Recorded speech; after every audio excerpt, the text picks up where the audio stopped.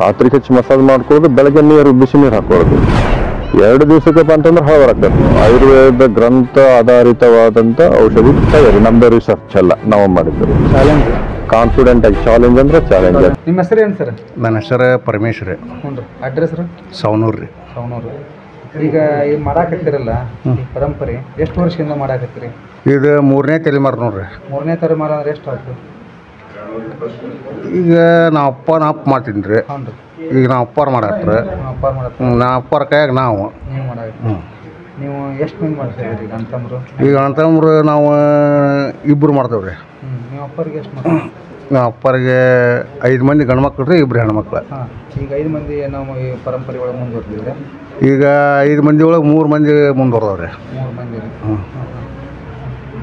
ಮತ್ತೀಗ ನಿಮ್ಗೆ ಏನು ಅನಿಸ್ತಾ ಇದೆ ಈಗ ಮಾಡೋಕೆ? ಏನು ಮತ್ತು ತಂದೆಯರ ಕಾಲಿಂದ ಬಂದಿದ್ದನ್ನು ಊರಿಸ್ಕೊಂಡು ಹೋಗ್ಬೇಕಲ್ರಿ. ಹಾಸ್ಕೊಂಡು ಹೊಂಟಿರಿ. ಹ್ಞೂ. ದಿನಕ್ಕೆ ಎಷ್ಟು ಪೇಷಂಟ್ಗಳು ಬರ್ತಾರೆ? ಈಗ ನೋಡಿರಿ, ದಿನಾಂಕರು ಶನಿವಾರ ಒಂದು ದಿನ ಬಿಟ್ಟು ಇನ್ನು ದಿನ ಕಮ್ಮಿ ಅಂದ್ರೆ 50ರಿಂದ 60 ಪೇಷಂಟ್ ಫಿಕ್ಸ್ ಇರತ್ತಾವ ರೀ. ಹೆಚ್ಚಿಗೆ ಅಷ್ಟು ದಿನ ಯಾವಾಗ ಇರ್ತಾವೆ? ಹೆಚ್ಚಿಗೆ ಏನಿದೆ ಸಂಡೇ, ಸೋಮವಾರ, ಗುರುವಾರ ಹಿಂಗೆ ಭಾಳ ಇರ್ತಾವೆ ರೀ. ಎಷ್ಟು ಬರ್ತಾರೆ ದಿನ? ಸಂಡೇ, ಸೋಮವಾರ? ಏನು 15 ನಿಮಿಷಕ್ಕೆ ಒಮ್ಮೆ ಬರಕ್ಕೆ ಹೇಳ್ತಾವೆ ರೀ. ಹಾಂ. ಈಗ 15 ನಿಮಿಷಕ್ಕೆ ಇದು ಅಂದ್ರೆ ಇವತ್ತಿಗೆ 15 ಬರಕ್ಕೆ ಹೇಳಿದ್ರೆ ಮುಂದಿನ ಐಟರ್ ಅಲ್ದ ಆಚೆ ಕಡೆ ಮುಂದಿನ ಐಟರ್ ಜಾಸ್ತಿ ಆಕ್ಕವೆ. ಈಗ ಬರೋ ಐಟರ್ ಅಷ್ಟು 100, 125, 30 ಹಿಂಗೆ ಹೋಕ್ಕವೆ. ಎಲ್ಲೆಲ್ಲಿಂದ ಬರ್ತಾರೆ ಜನ? ನೋಡ್ರಿ, ಜನ ಹಿಂಗೆ ಮಹಾರಾಷ್ಟ್ರ ಬರ್ತಾರೆ, ಗೋವಾ, ಈ ಕಡೆ ಬಿಜಾಪುರ, ಬಾಗಲಕೋಟೆ, ಈ ಕಡೆ ಹರಿಹರ, ದಾವಣಗೆರೆ, ಬೆಂಗಳೂರು ಬರ್ತಾರೆ. ಈ ಕಡೆ ಶಿರಸಿ, ಸಿದ್ದಾಪುರ, ಕುಂದಾಪುರ ಈ ಕಡೆಯಿಂದ ಎಲ್ಲ ಬರ್ತಾರೆ. ಕರ್ನಾಟಕ, ಮಹಾರಾಷ್ಟ್ರ, ಆಂಧ್ರ, ತಮಿಳುನಾಡಿಂದನೂ ಬರ್ತಾರೆ. ಬಾಂಬೆದಿಂದನೂ ಬಂದಿದ್ದಾರೆ. ಬಾಂಬೆದಿಂದ ವಾರದಾಗ 1-2 ಇರತ್ತಾರ ರೀ. ಬಾಂಬೆದಿಂದ ಬರ್ತಾರೆ. ಬರುವಂಥ ಪೇಷಂಟಿಗೆ ಏನಾರು ದುಡ್ಡು ಗಿಡ್ಡು ತೊಗೊಂತೀರಿ? ದುಡ್ಡು ನೋಡ್ರಿ, ಮೈನರ್ ಇದ್ರೆ 100 ರೂಪಾಯಿ ತೊಗೊತೇವೆ. ಚಪ್ಪಿ ಮುರಿದ್ರೆ, ತೊಡೆ ಮುರಿದ್ರೆ 200 ರೂಪಾಯಿ ತೊಗೊತೇವೆ. ಔಷಧ ನೋಡ್ರಿ, ಗಿಡಮೂಲಿಕೆ ತರ್ತೇವೆ. ಗಿಡಮೂಲಿಕೆ ಔಷಧ? ಅವ್ರ ಹೆಸರು ಅಂದ್ರೆ ಹೇಳಂಗಿಲ್ಲ ನಾವು. ಗಿಡಮೂಲಿಕೆ ಔಷಧನೇ ಅವ್ರನ್ನ ಹೆಸರು ಹೊಡಿಬಾರ್ದು. ಈಗ ನಿಮ್ಮ ಕಡೆಯಿಂದ ಕಲಿತು ಹೋದಂಥ ಜನ ಎಷ್ಟು ಮಂದಿ ನೋಡ್ರಿ? ಕಲಿತಂಗ್ರು ನಮ್ಮ ಕೈಯಾಗ ಯಾರು ಹೋಗಿಲ್ಲ. ಹಂಗೆ ಈಗ ಗಾಂಧಿ ಅದನ್ನ ಅಂತೇಳಿ ನಾನು ಗಾಂಧಿ ಮಗ ಅಂತ ಎಲ್ಲರೂ ಗಾಂಧಿ ಮಗ ಹಾಕೊಂತ ಹೊಂಟ್ರ ಗಾಂಧಿ ಮಕ್ಳು ಆಗಕ್ಕೆ ತಯಾರಂಗಿಲ್ಲ. ಅವ್ರು ಗಾಂಧಿ ಹುಟ್ಟಿದಾರ ಅಷ್ಟೇ ಗಾಂಧಿ ಮಕ್ಳು ಹಾಕಾರ. ಹೌದು. ಈಗ ಗಾಂಧಿ ಹುಟ್ಟಿ ಮತ್ತೊಬ್ಬ ಹೋಗಿ ರೋಣ್ಯಾಗ ಅವನ ಅಪ್ಪ ಅಂದ್ರೆ ಅಲ್ಲ ರೀ. ಈಗ ನಿಮ್ಮ ಹೆಸರಿನ ಮೇಲೆ ಸುಮಾರು ಜನ ಮಾಡ್ತಾರಂದ್ರೆ ಮಾಡ್ತಾವೆ ಮತ್ತು ಹೊಳ್ಳಿಲಿ ಬರ್ತಾವೆ. ಬಂದ್ರೆ ರಿಪೇರ್ ಮಾಡ್ತಾವೆ, ಬರಲಿಲ್ಲ ಅಂದ್ರೆ ಹೋಗ್ರಿ ಯಾಕಟ್ರಿ ಅಂತ ಹೇಳ್ತಾವೆ ಇಷ್ಟ ರೀ. ನಿಮ್ಮ ಹೆಸರೇನು ಸರ್? ನನ್ನ ಹೆಸರು ಶಿವಾನಂದ್ ಗುರುಶಾಂತಪ್ಪ ಸವಣೂರು ಅಂತ. ನಾವು ಇದನ್ನ ಕೈ ಕಾಲು ಮುರಿದು ಕಟ್ಟೋ ವೃತ್ತಿನೇ ಮಾಡೋದು. ಈಗ ಇದು ಎಷ್ಟು ವರ್ಷದಿಂದ ಮಾಡ್ತಾ ಇದ್ದೀರಿ? ಈಗ ಇದು 3rd ಜನರೇಷನ್ ಆಗಿವ. 3rd ಜನರೇಷನ್, 3ನೇ ತಲೆಮಾರು. ನಾವು ಅಪ್ಪಾರು ಈಗ ನಾವು ಮಾಡ್ತಾಯಿದ್ದೀವಿ. ಸುಮಾರಷ್ಟು ಜನ ಬರ್ತಾರೆ ದಿನನಿತ್ಯ? ದಿನನಿತ್ಯದು 100, 150, 180 ಹೀಗೆಲ್ಲ ಆಗ್ತಾರೆ. ವಾರಕ್ಕೆ ಏನಿಲ್ಲ ಅಂದ್ರೆ 1,000 ಪೇಷಂಟ್. ವಾರಕ್ಕೆ 1000 ಪೇಷಂಟ್ ಅಷ್ಟು ಮಿನಿಮಮ್ ಇರುತ್ತೆ. ನೀವು ಈಗ ಎಷ್ಟು ವರ್ಷ ಆಯ್ತು ಮಾಡಕತ್ತೀವಿ? ನಾನು 14ನೇ ವಯಸ್ಸಿಗೆ ಮಾಡತ್ತೇನೆ. 14ನೇ ವಯಸ್ಸು? ಹಾಂ, ಇವಾಗ ನಂಗೆ 40 ವಯಸ್ಸು ನಡೀತೈತಿ. ಇದನ್ನು ಈ ಪರಂಪರೆ ನಿಮಗೆ ಹೆಂಗೆ ಬಂತು? ಇನ್ನು ಮನೆತನಕ್ಕೆ ನಾಟಿ ವೈದ್ಯ ಪರಂಪರೆ ನಮ್ಮ ಅಪ್ಪಾರು ಮಾಡ್ತಿದ್ರಿ ಮೊದಲು. ಆಮೇಲೆ ಅವ್ರ ಕೈಯೊಳಗೆ ನಾವು ಅಪ್ಪಾರು ಮಾಡ್ತಾಯಿದ್ರು. ಆವಾಗ ಅಷ್ಟು ವಾಹನ ಏನಿರಲಿಲ್ಲ. ಆವಾಗ ಸ್ವಲ್ಪ ಜನ ಬರ್ತಿದ್ರು. ಎಷ್ಟು ಒಂದು 30-40 ವರ್ಷ ಬಹುಶಃ.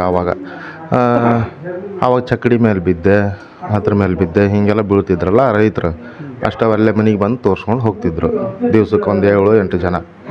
ಈಗ ವಾಹನ ಹೆಂಗೆ ಜಾಸ್ತಿ ಆದವಲ್ಲ, ಕುಡಿಯೋದು, ಬೀಳೋದು, ಆಕ್ಸಿಡೆಂಟು ಬರೀ 90% ಇವಾಗ ಆಗಕತ್ತಾವ. ಬರೀ ಆಕ್ಸಿಡೆಂಟ್, ಸರಾಯಿ ಕುಡಿಯೋದು, ರ್ಯಾಶ್ ಡ್ರೈವಿಂಗ್ ಮಾಡೋದು, ಬೀಳೋದು, ಹೀಗಾಗಿ ಆಕ್ಸಿಡೆಂಟ್ ಜಾಸ್ತಿ ಆಗಿ ಡಿ ಕೇಸ ಭಾಳ ಬರೀ. ದಿನನಿತ್ಯ ಹೆಚ್ಚಾಗಿ ಬರುವಂಥ ಡಿ ಕೇಸ್? ಹೌದು, ಭಾಳ ಬಂದಾರ ತೋರಿಸ್ಕೊಂಡು ಆರಾಮದಾರ ಅಂತ ಉದಾಹರಣೆ ಸಾಕಷ್ಟು ಜನ. ಅವ್ರು ಆರಾಮಾದ್ಮೇಲೆ ಅಲ್ಲ ಇಷ್ಟು ಜನ ಸೇರೋದಿಲ್ಲ. ಹಾಂ, ಇಲ್ಲಾಂದ್ರೆ ಬರ್ತಿರ್ಲಿಲ್ಲ. ಹಾಂ, ಅವ ಅಂದ್ರೆ 1 ತಿಂಗಳ ಆಗ್ಬೋದು. ಆ ಕಡೆಯಿಂದ ಬರೋದಿಲ್ಲಲ್ಲ. ಆರಾಮಾದ್ಮೇಲೆ ಮತ್ತು ಜನರಿಗೆ ಬಾಯಿಗೆ ಹೋದ್ಮೇಲೆ ಬರ್ಬೇಕಲ್ಲ. ಮನುಷ್ಯ ಬಂದರೆ ಎಷ್ಟು ಕಷ್ಟ ಆಗ್ತೀರಿ? ಕಟ್ಟು ಅದು ಪೇಷಂಟ್ ಮ್ಯಾಗ ಡಿಪೆಂಡ್ ಅದು ಮೇಜರ್ ಹೆವಿ ಫ್ರ್ಯಾಕ್ಚರ್ ಆಗಿದ್ರೆ ಫ್ರ್ಯಾಕ್ಚರ್ ಹಾಂ ಒಂದು 3-4 ಸರಿ ಆಕತಿ 5 ಸರಿನೂ ಆಗ್ತೈತಿ ಇದು ಸ್ವಲ್ಪ ಇದ್ರೆ ಒಂದು 2-3 ಸರಿ ಕ್ಲೋಸ್ ಆಕತಿ ಕಟ್ಟಿಗೆ ಆರಾಮಾಗ್ಬಿಡುತ್ತೆ. ನಿಮ್ಮಲ್ಲಿ ಯಾವುದೇ ರೀತಿ ಪತ್ತೆ ಮತ್ತೆ ಸರಾಯಿ ಕುಡಿಯೋಂಗಿಲ್ಲ, ಮಾಂಸಾಹಾರ ತಿನ್ನೋಂಗಿಲ್ಲ ಅಷ್ಟೇ. ಸರ ಯಾಕೆ ಕುಡಿಬಾರ್ದು, ಮಾಂಸಾಹಾರ ಯಾಕೆ ತಿನ್ನಬಾರ್ದು? ಅದು ನಮ್ಮ ಆಯುರ್ವೇದಕ್ಕೆ ಅಪೋಸಿಟ್ ಅದು. ಅಪೋಸಿಟ್. ಹಾಂ ನಮ್ಮ ಔಷಧಿಗೆ ಅದಕ್ಕೆ ಆಗಿ ಬರೋದಿಲ್ಲ, ರಿಯಾಕ್ಷನ್ ಆಗೋ ಚಾನ್ಸ್ ಇರುತ್ತೆ. ಹಿಂಗಾಗಿ ನಾವು ಅದು ಬೇಡ ಅಂತ ಹೇಳ್ತೀವಿ. ಹಾಂ ಈಗ ನಿಮ್ಮ ಪ್ರಕಾರ ನೀವು ಈಗ ಎಷ್ಟು ಪೇಷಂಟ್ ನೀವು ಒಬ್ಬರೇ? ಅದು ಲೆಕ್ಕ ಇಡೋಕ್ಕಾಗಲ್ಲ, ಲಕ್ಷಗಟ್ಟಲೆ ಆಗಿ ಹೋಗ್ಯಾವ. ಲಕ್ಷಗಟ್ಟಲೆ ಜನ ಹಾಂ ಇವಾಗ ನಾನು 40 ವಯಸ್ಸು 14ನೇ ವಯಸ್ಸಿಗೆ ನಾನು ಚಲೋ ಮಾಡಿದ್ದು. ಹಾಂ ಈಗ 40 ಚಲೋ ಆಗಿದಾವೆ. ಎಷ್ಟು ಲಕ್ಷ ಆಗಿರ್ಬೋದು? ಲಕ್ಷಗಟ್ಟಲೆ ಆಗಿದೆ. ಒಟ್ಟು ಬಂದಂಥ ಪೇಷಂಟ್ಗೆ ಉಚಿತ ಸೇವೆ ನೀಡ್ತೀರಿ?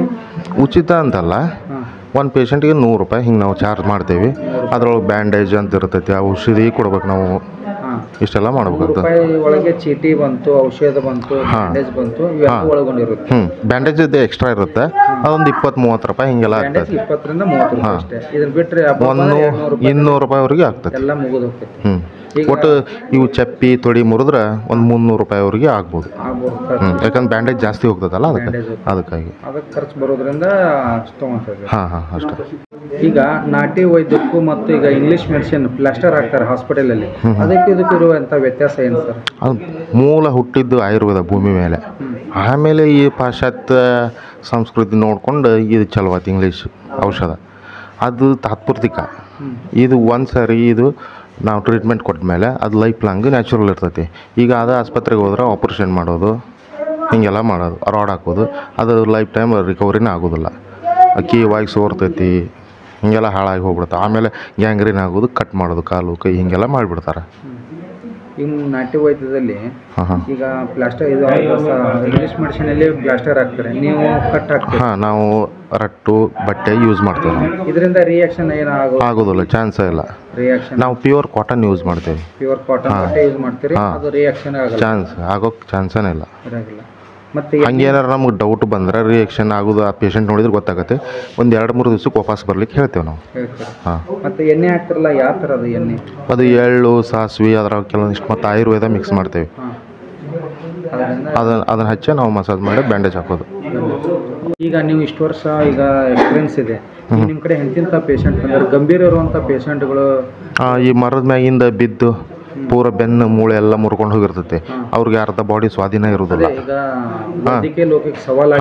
ಡಾಕ್ಟರ್ ಏನು ಹೇಳ್ತಾರೆ, ಇವ್ರು ಇರೋರಿಗೆ ಮಾತ್ರ ನೋಡ್ಕೊಡ್ರಿ, ಆ ಕಡೆಯಿಂದ ಎಲ್ಲಿವ್ರಿಗೆ ಇರ್ತಾರೆ ಅಲ್ಲಿ ಇವ್ರು ನೋಡ್ಕೊಂಡು ಕೈ ಬಿಡ್ರಿ ಅಂತ ಮುಗೀತು. ಅಂದ್ರೆ ಡೆಡ್ ಅಂತ ಅಲ್ಲಿ ಮುಗೀತು. ಅವ್ರು ಅದನ್ನು ಅಷ್ಟೊಳಗೆ ಏನು ಮಾಡ್ತಾರೆ, ಆಪ್ರೇಷನ್ ಮಾಡಿ ಎಷ್ಟು ಬೇಕಷ್ಟು ದುಡ್ಡು ಜಕ್ಕೊಂಡು ಆಮೇಲೆ ಇದು ಹೇಳಿಕೆ ಬಿಟ್ಬಿಡ್ತಾರೆ ಅವ್ರು. ನಿಮ್ಮ ಕಡೆ ಗಂಭೀರ ಆದಂಥ ಪೇಷಂಟ್ ಬಂದು ಆರೋಗ್ಯವಾಗಿ ಓಡಾಡ್ತಾ ಇದ್ದಾರೆ. ಈ ಸಿರ್ಸಿ ಸೈಡ್ನವ್ರು ಭಾಳ ಅಡಿಕೆ ಮರ ಹತ್ತಕ್ಕೆ ಹೋಗಿ ಬಿದ್ದು ಆ ಮರದಿಂದ ಬಿದ್ದು ಪೂರ ಬೆನ್ನ ಹಾಳಾಗಿಬಿಟ್ಟಿರ್ತದೆ. ಅದು ಅವ್ರಿಗೇನು ಓಡಾಡೋಕ್ಕಾಗಲ್ಲ. ಅದು ಆಸ್ಪತ್ರೆಗೆ ಹೋಗಿ ಆಪ್ರೇಷನ್ ಎಲ್ಲ ಮಾಡಿ ಹಾಳು ಮಾಡ್ಕೊಂಡ್ಬಿಡ್ತಾರೆ. ಅದು ಬಿದ್ದ ತಕ್ಷಣ ನಮ್ಮ ಕಡೆ ಒಂದು 2-3 ದಿವಸ ಬಂದ್ರೆ ನಾವು ರೆಡಿ ಮಾಡಿ ಕೊಟ್ಟಿರ್ತೀವಿ. ಅಲ್ಲ, ನಿಮ್ಮ ಕಡೆ ಗಂಭೀರವಾದಂಥ ಪೇಷಂಟ್ಗಳು ಬಂದಿದ್ದಾವಂತವು? ಭಾಳ ಬಂದವು. ಯಾವ ಥರ ಪೇಷಂಟ್ಗಳು ಬಂದಿದ್ದಾವೆ? ಈ ಚಪ್ಪಿ ಕೀಲೆಲ್ಲ ಹಿಪ್ ಅಂತೇವಲ್ಲ, ಅದು ಕಟ್ಟಾಗ್ತೈತಿ, ತೊಡೆ ಮುರಿತೈತಿ, ಇಲ್ಲಿ ಮೊಳಕಾಲ ಕೆಳಗೆ ಕಟ್ಟಾಗ್ತಾವೆ, ಈ ಶೋಲ್ಡ್ರು, ಇದು ಕಾಲರ್ ಬೋನು ಇವೆಲ್ಲ ಕಟ್ಟಾಗ್ತಾವೆ. ಈಗ ಬೈಕ್ ಆಕ್ಸಿಡೆಂಟು, ಕಾರ್ ಆಕ್ಸಿಡೆಂಟು, ಇಂಥವೆಲ್ಲ ಈಗ ಆಟದಲ್ಲಿ ಸ್ಪೋರ್ಟ್ಸ್ನೊಳಗೆ ಇವು ಈವೆಂಟ್ಸ್ ಎಲ್ಲ ಹಾಕಲ್ಲ ಸ್ಕೂಲ್ನೊಳಗೆ, ಈ ಕಬಡ್ಡಿ, ಖೋ ಖೋ, ರನ್ನಿಂಗ್, ಅದ್ರೊಳಗೆ ಭಾಳ ಜನ ಮುರ್ಕೊಂತಾರೆ. ಈ ಪೊಲೀಸ್ ಟ್ರೈನಿಂಗ್ ಇದು ಸೆಲೆಕ್ಷನ್ ಆಗಕ್ಕೆ ಹೋಗ್ತಾರಲ್ಲ ಹುಡುಗರು, PSI, ಕಾನ್ಸ್ಟೇಬಲ್, ಆರ್ಮಿಗೆ, ಆ ಹೆವಿ ರನ್ನು ಪ್ರಾಕ್ಟೀಸ್ ಮಾಡಿರೋದಿಲ್ಲ. ಒಮ್ಮೆ ಗ್ರೌಂಡಿಗೆ ಇಳಿದಾಗ ಆಶಕ್ಕೆ ಬಿದ್ದು ಓಡಿ ಅಲ್ಲಿ ಸಡನ್ಲಿ ಕಾಲು ಆಟೋಮೆಟಿಕ್ ಕಟ್ಟಾಗಿ ತಾವು ಬಿದ್ದುಬಿಡ್ತಾರೆ, ಮುರ್ಕೊಂಡು ಅಂಥವು ಭಾಳ ಬಂದವು. ಎಷ್ಟು ಜನ ಹೊಳ್ಳಿ ಮತ್ತು ರೆಡಿಯಾಗಿ ಅವ್ರು ಜಾಬ್ ಸೇರ್ಕೊಂಡ್ರ, ನಮ್ಮ ಕಣ್ಣೆದ್ರಿಗೆ ಬಂದು ಸ್ವೀಟ್ ಕೊಟ್ಟೋಗ್ಯಾರ ಪಾಪ ಆರ್ಮಿ ಹುಡ್ರು. ನಿಮ್ಮ ಕಡೆ ಎಲ್ಲೆಲ್ಲಿಂದ ಜನ ಬರ್ತಾರೆ? ಆಲ್ ಓವರ್ ಕರ್ನಾಟಕ, ಕರ್ನಾಟಕದಂತೂ ಮಾಮೂಲು. ಆಮೇಲೆ ಗೋವಾ, ಮಹಾರಾಷ್ಟ್ರ, ಪುಣೆ, ಮೀರಜ್, ಸಾಂಗ್ಲಿ, ಈ ಕಡೆ ದುರ್ಗ, ಬೆಂಗಳೂರು, ತಮಿಳ್ನಾಡು, ಅಲ್ಲೆಲ್ಲ ಬರ್ತಾರೆ. ಸೋಲಾಪುರ್ ಬರ್ತಾರೆ. ಆಗಲೇ ಉತ್ತರ ಪ್ರದೇಶದಿಂದ ಬಂದಿದ್ದ UP, ನಿಮ್ಮ ಇದ್ರಿಗೆ ನೋಡಿದ್ರಲ್ಲ ಆಗಲ್ಲ, UP, ಮುಂಬೈ ಸುಮಾರು ಜನ ಬರ್ತಾರೆ. ಒಟ್ಟು ಸಾರ್ವಜನಿಕರಿಗೆ ಒಳ್ಳೆ ಸೇವೆ ನೀಡ್ತಾ ಇದ್ದಾರೆ. ಮೊನ್ನೆ ಇವರು ಕಾಶಿ ಸ್ವಾಮೀಜಿನೂ ಬಂದು ಹೋದ್ರು. ಕಾಶಿ ಅವ್ರು ಯಾಕೆ ಬಂದಿದ್ರು? ಅವ್ರಿಗೆ ಇದು ಸ್ಪೈನಲ್ ಇದೈತಲ್ಲ, ಈ ಗೋಣಿನ ಯಾರು ಬಂದಿದ್ರು?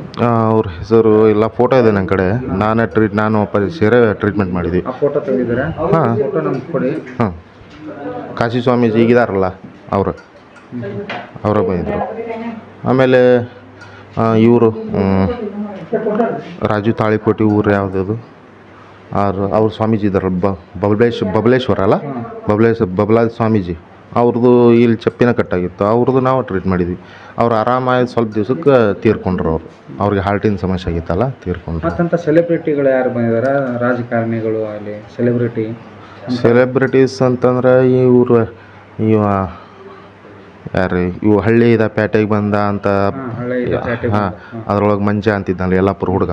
ಆ ಹುಡುಗಂದು ಗಿಡ ಮರ ಅಡಿಕೆ ಕಟ್ ಮಾಡುವಾಗ ಬಿದ್ದು ಕಾಲು ತೊಡಿ ಕಟ್ಟಾಗಿತ್ತು. ನಾವು ರೆಡಿ ಮಾಡಿದ್ವಿ. ಬೇಕಾದ್ರೆ ಹೋಗಿ ಅವ್ನು ಮೀಟ್ ಮಾಡಿದ್ರೆ ನೀವು ಮಾಡ್ಬೋದು, ಸಿಗ್ತಾನೆ. ಆಮೇಲೆ ಇವ ಹನುಮಂತ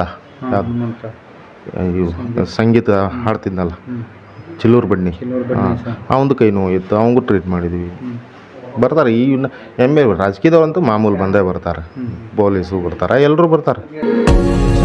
ಅಂಗೈನಲ್ಲೇ ಜಗತ್ತಿನ ಸುದ್ದಿ ತಿಳಿಯಲು ಹಾಗೂ ಅನುಕ್ಷಣದ ಸುದ್ದಿಗಳಿಗಾಗಿ ಚಿರಾಯು ಕನ್ನಡ ಟಿವಿ ಸಬ್ಸ್ಕ್ರೈಬ್ ಮಾಡಿ. ಹೊಸ ಸುದ್ದಿಗಳ ನೋಟಿಫಿಕೇಶನ್ಗಾಗಿ ಬೆಲ್ ಐಕಾನ್ ಕ್ಲಿಕ್ ಮಾಡಿ. ನಮ್ಮನ್ನು ಬೆಂಬಲಿಸೋಕೆ ಲೈಕ್ ಬಟನ್ ಒತ್ತಿ.